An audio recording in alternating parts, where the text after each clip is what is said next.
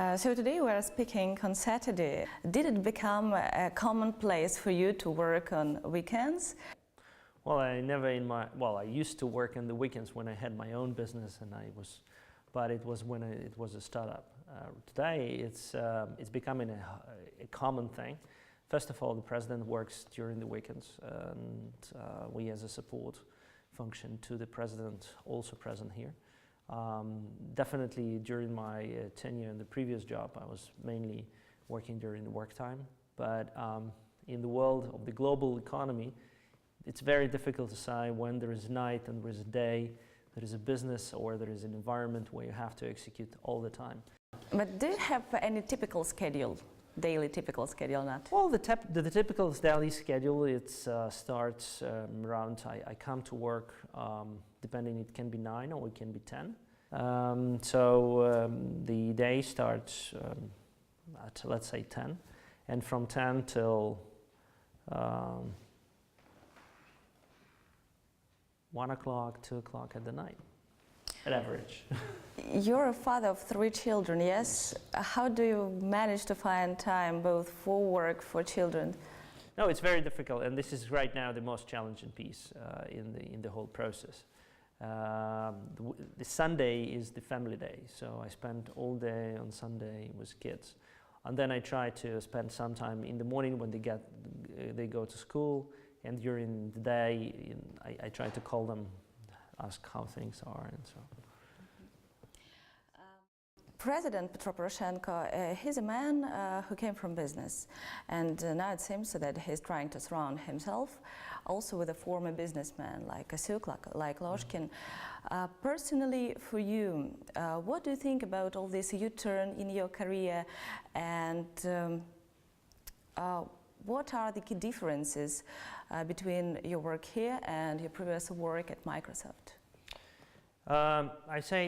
I enjoy working with the former business people. Why? First, because it's people-oriented on the results. They would like to achieve the results. They would like to achieve results with the optimized resources, meaning with the as least as possible with maximum outcome. This is general nature of the successful business people. The people who are government by nature, they need to create a process, and they fill this process with some activities, which is absolutely different model that we need to have today in Ukraine. How it's different from Microsoft? Wow, it's different. I think that my key challenge is that people, in Microsoft, there's a word or proverb that we say, it's better to ask for forgiveness than for permission. And I'm trying to apply it here. Sometimes it's not very successful because there's a lot of people that show me different documents and statements what I cannot do, why it's not possible, and so on.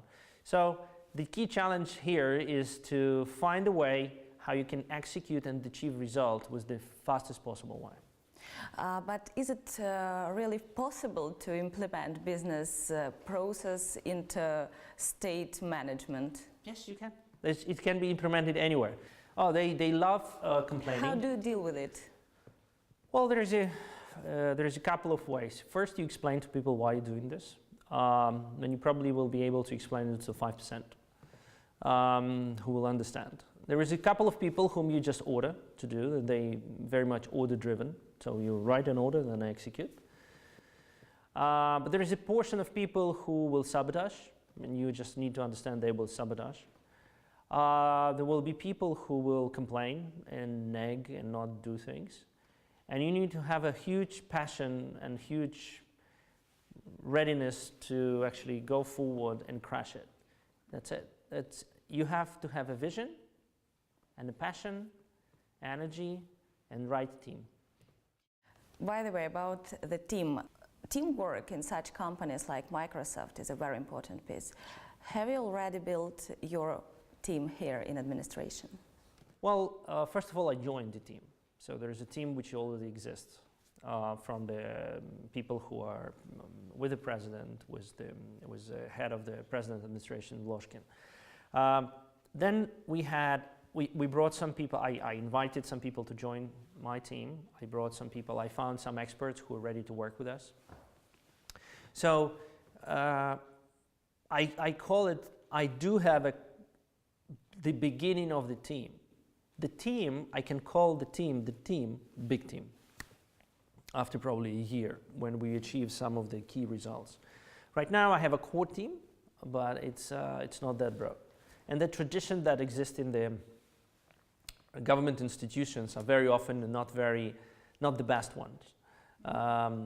We not very often have joint meetings, to have a joint discussion. During meetings, people not very incentive, kind of make proposals and so on. So it's sometimes it's very orchestrated. So they have to say this and say that and so on. And I enjoy working with the president and head of the president, with Mr. Loshkin, because they are, again, as a former businessman with a fantastic understanding of diplomacy. They actually run all meetings and all negotiations internationally with a very open agenda and very straight and natural conversation versus classical Soviet-style politician or government. We've heard about the deputies of Mayor Vitaly Klitschko and how they had been lying on the table in the cabinet for a month. Talking about you, is it a long process to find staff? Wow, let's put it this way. It's not easy. It's not easy. So why it's not easy? There's like the patriotism in Ukraine is very high, so there's a lot of people sending us CVs. But there is two types of, and if for that middle management I can find people, then the challenge comes for the lower levels, because I need to go and see whom I can bring. We're trying to bring students, we're trying to bring interns, we're trying to bring young people who would like to learn. We're working with donor organization to bring experts who will help us to do some things. We're trying to leverage the old government officials or previous government officials who have an experience and who would like to work in the new team. So we're trying to build a kind of very diverse team with different views which can produce a different result. Are the requirements to these candidates strict? Well, for anybody who works for the low level, I mean. Well, for the lower level, for me, one of my personal requirements, people need to speak foreign language. At least one, or one is fine. And well, let's put it this way: foreign language on which I recently heard that the European Commission speaks. It's usually English or French. French, okay, not many people, but English. I'm talking about English. Because the majority of the meetings that we have in the present administration are in English, so I don't have time for interpretation and translation because it's waste of energy and time and speed and of conversation. So I'm trying to bring and then if you're looking for the best practice today or the knowledge of reforms or changes, majority of these documents will be in English, so you have to find it's in English and you have to use them in English. So this is something that I put as requirement. Computer skills. Well, it's definitely, but you have to have a computer skills. Yeah, you need to have a passion for work. You have to have values. I usually start my conversation on bringing people in with the values.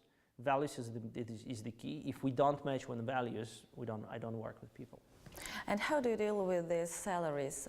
It's a well-known fact that civil servants are not paid very good in Ukraine. Well, I call it humiliation to the civil servants. When you look at some of the salaries that people receive in the lowest level, it's just it's beyond understanding why it's done, and I still don't understand why the cabinet of ministers still haven't changed that. It's very easy to do. Yes, it has financial implication, but it rather fix the quantity of people, meaning reducing quantity of people, increasing people's salary, and then when we go into the kind of budgeting mode, work where we'll find the funding to cover the gaps, and maybe we can remove some of the functions from the government.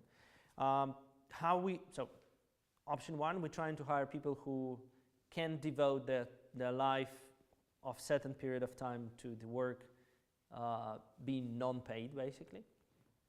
So there is a couple of people like this. For some experts, they work outside the kind of government structures, and they work as an experts. We bring them in as experts paid by foundations. As far as we're talking 1 week after the elections, I would like to ask you, maybe it's possible for Ukraine to hold online elections when it is possible.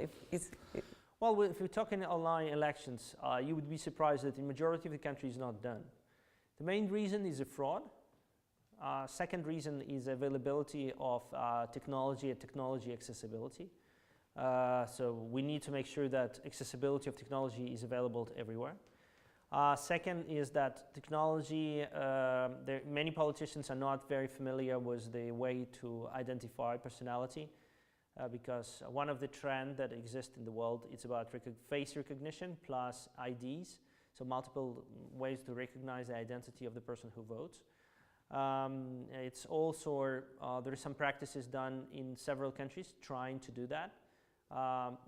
Not in many places it's been successful, or at least been successful, but it's not multiplied by politicians.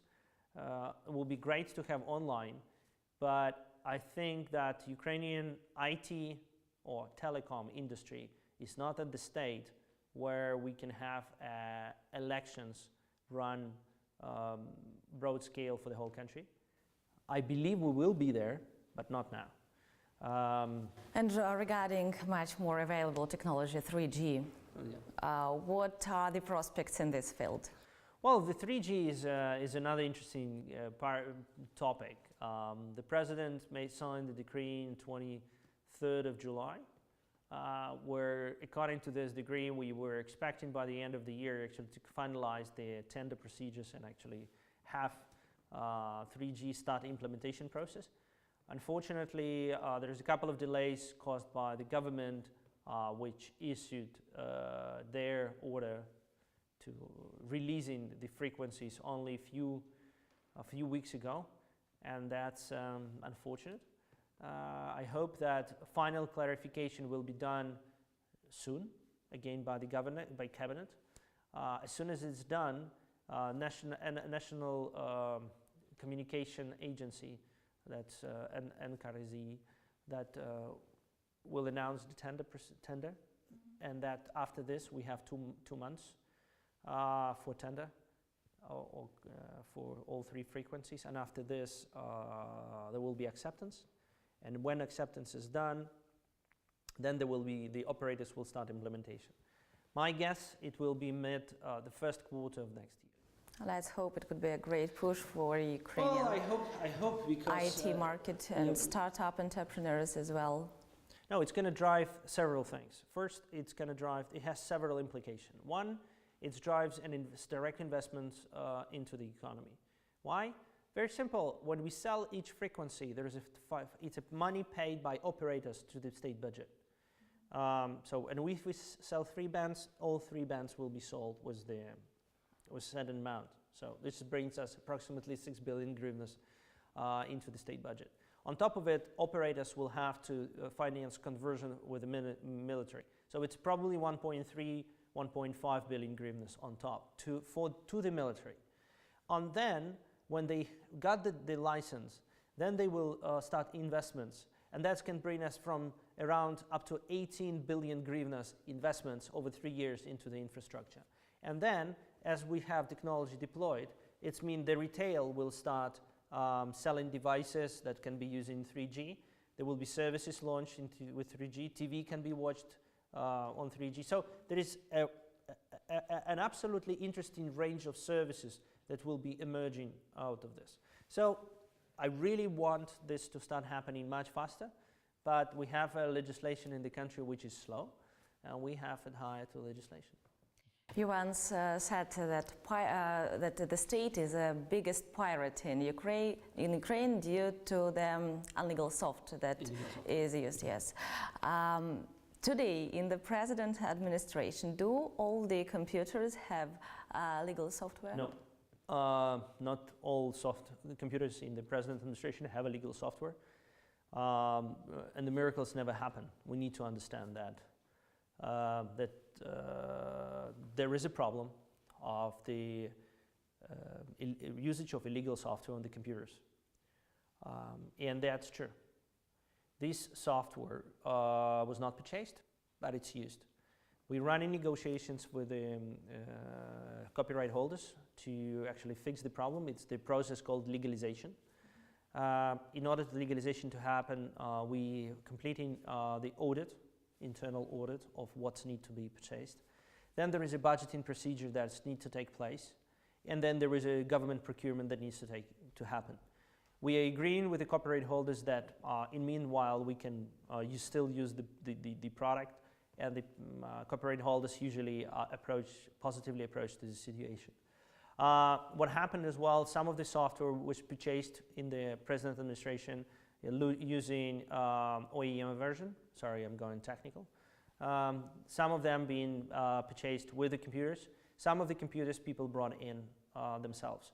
So for example, I'm using my own computer with a 100% legal software. Many of my people in my team has 100% legal software. I have also a subscription to special subscription, which allows me to share and to start deployment of some of the technology on the trial basis. So we're using trial versions to build the solution of e-government in present administration. So there is a problem, but there is a way how to address it, and we are working to address it. So, and I wish other institutions in the country did the same way. You know, I've heard from some experts in IT that the government and the state could benefit from using the open code, sure. Open source. What do you think about this now? Well, open source, it's a good opportunity. There is a couple of things that we need to take into account. First, and again, I'm not proxy for any organization here. The product needs to be, any product that's used by the government needs to be certified according to current laws. So, today, only a few companies are certifying their products for Ukrainian government, which is important. Second, we need to make sure that when we talk about open source, when the code is deployed in the state, the nature of open source implies that everybody can modify it. And if everybody can modify it, the Russian people and Russian hackers can also modify it. Would you support Russian modified open source code in Ukrainian government? Yeah. No. See? So this is a challenge. Believe me, majority countries doing the same thing. They're using open source. Open source is general approach. So it's not about how we can develop an open source so it can be used in the government. I'll give an example. Currently, we're doing the project about e-procurement for under 100K goods purchase and 1 million hryvnias services purchase. You don't need to have a tender for that, but we decided with the IT community to build an online system that will allow this to happen, so a kind of e-bidding system. In order to do this, we are developing the core of the system using open source. Some years ago, the open source was introduced in the present administration. It was used for 2 weeks. After 2 weeks, the company who was servicing this code issued a service bill, which exceeded anybody's expectation. So it was removed. So this is a start. Thanks. And my last question, how do you see your final goal here? Well, it's interesting. You mean here in the present administration? So the final result. These holes in this cabinet. No, I think you should have your goal. I'm sure in it. I think the best goal for myself is the great Ukraine. Ukraine that will transform and become a European country. The Ukraine that will be ready in 5 years to join European Union. In order to do this, we need to do a lot of reforms. We need to transform the country into absolutely different country. We need to execute more than 60 reforms according to Strategy 2020 that the President put in front of everybody. We need to move forward with a very clear execution plan which includes DCFTA, Deep and Comprehensive Free Trade Agreement with European Union. We need to implement a lot of reforms which are not listed in DCFTA but implies, such as court reform, such as anti-corruption reforms, police reform. So we need to make a lot of changes in the country which haven't been done for years. We need to attract investments. So for me, my result is successful Ukraine. Thanks a lot and good luck on your way. Maybe it's the heaviest part of all the tasks that our government and our state have today, except of war, of course. Thank you.